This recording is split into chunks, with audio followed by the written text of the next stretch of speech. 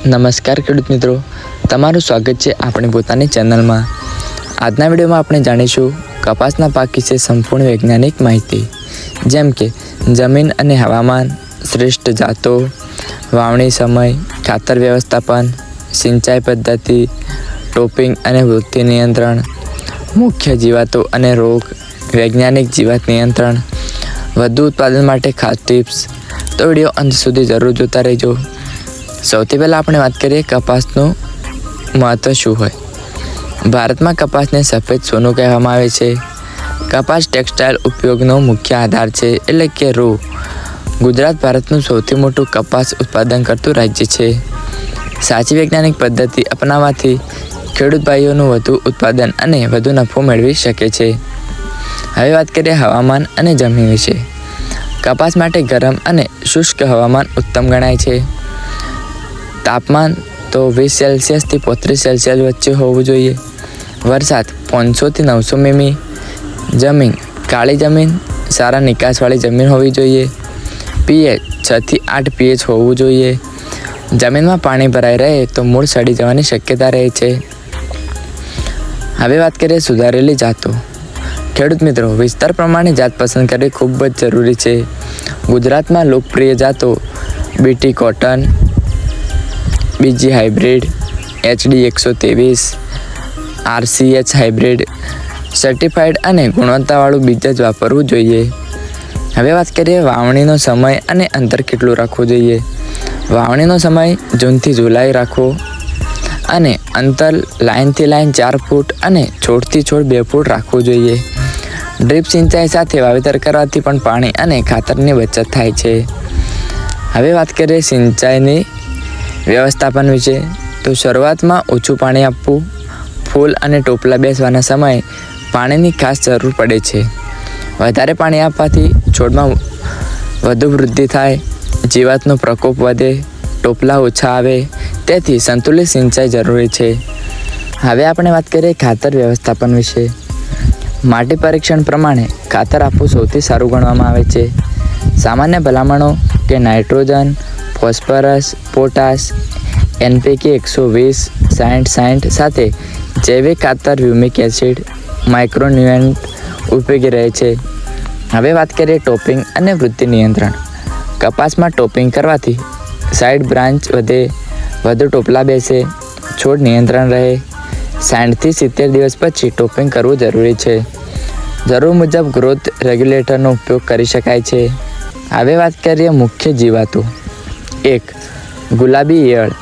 આ જીવાત કપાસના પાકને સૌથી વધુ નુકસાન પહોંચાડે છે અને તેની હાજરી છોડની અંદર હોવાથી તેને ઓળખવી મુશ્કેલ બને છે। નુકસાનના લક્ષણો।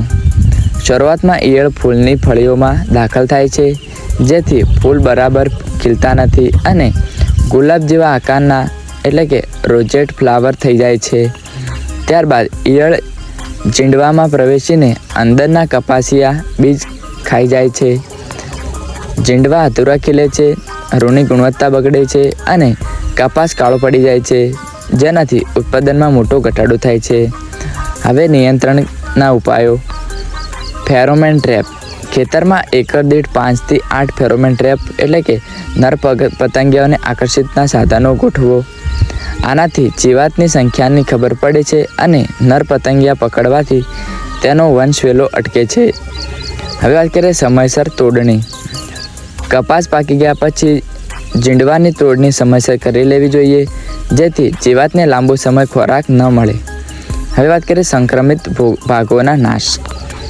ખેતરમાં દેખાતા ગુલાબ આકારના ફૂલો અને નુકસાન પામેલા જીંડવાઓને વીણીને જમીનમાં દાટી દેવા અથવા સળગાવી દેવા। નંબર 2. સફેદ માખી। આ એક નાની પાંખોવાળી ચૂસિયા પ્રકારની જીવાત છે, જે પાંદડાની નીચેના ભાગમાં રહીને નુકસાન કરે છે। નુકસાનના લક્ષણો। મોટો સમૂહ પાંદડામાંથી રસ ચૂસે છે, જેનાથી પાંદડા પીળા પડી જાય છે અને નબળા થઈને ખરી પડે છે। આ માખી પોતાના શરીરમાંથી ચીકણો પદાર્થ એટલે કે મધ જેવો પ્રવાહી છોડે છે। આ ચીકાશ પર કાળી ફૂગ એટલે કે મોલો જામી જાય છે, જેથી છોડ પ્રકાશ સંશ્લેષણ કરી શકતો નથી। સૌથી ગંભીર બાબત એ છે કે તે કપાસમાં લીફ કર્લ્સ વાયરસ એટલે કે પાંદડા વળી જવાનો રોગ ફેલાવાનું મુખ્ય કામ કરે છે. તેને નિયંત્રણ કરવાના ઉપાયો: પીળા સ્ટીકી સ્ટેપ. ખેતરમાં છોડની ઊંચાઈએ પીળા રંગના ચીકણા પતરા અથવા પ્લાસ્ટિકના ટેપ એટલે કે એકર દીઠ 10 થી 15 લગાવો. સફેદ માખી પીળા રંગ તરફ આકર્ષાઈને ત્યાં ચોંટી જશે. નીમ ઓઇલ લીમડાનું તેલ. શરૂઆતની વ્યવસ્થામાં 1500 ppm અથવા વધુ ક્ષમતાવાળા લીમડાના તેલનો છંટકાવ કરવો, જે માખીના ઈંડા અને બચ્ચાનો નાશ કરે છે. દવાઓની ફેરબદલી. રાસાયણિક જંતુનાશકોનો ઉપયોગ કરતી વખતે દર વખતે એકની એક દવા ન છાંટવી. દવા બદલીને જેમ કે એસિટાપ્રિડ, ડાયફેન્થ્યુરોન વગેરે છાંટવાથી માખીમાં પ્રતિકારક શક્તિ આવતી નથી. નંબર 3, વાત કરીએ થ્રિપ્સ અને જાડીસ. આ બંને જીવાતો શરૂઆતના અને મધ્યગાળામાં છોડના કુમળા પાંદડામાંથી રસ ચૂસે છે. નુકસાનના લક્ષણો: થ્રિપ્સ.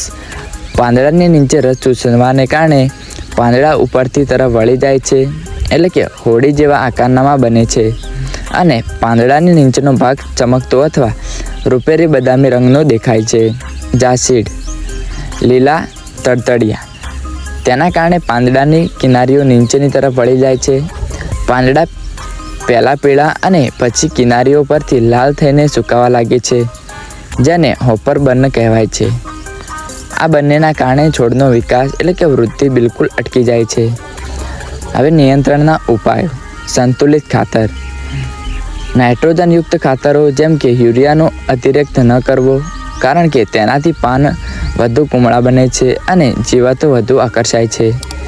ભલામણ મુજબ પોટાશ અને ફોસ્ફરસ ખાતર સંતુલિત માત્રામાં આપવું જોઈએ. નીમ આધારિત દવાઓ. લીમડાના અર્ક અથવા લીમડાના તેલનો નિયમિત છંટકાવ કરવાથી આ જીવાતો દૂર રહે છે. જરૂરી રાસાયણિક જંતુનાશકો.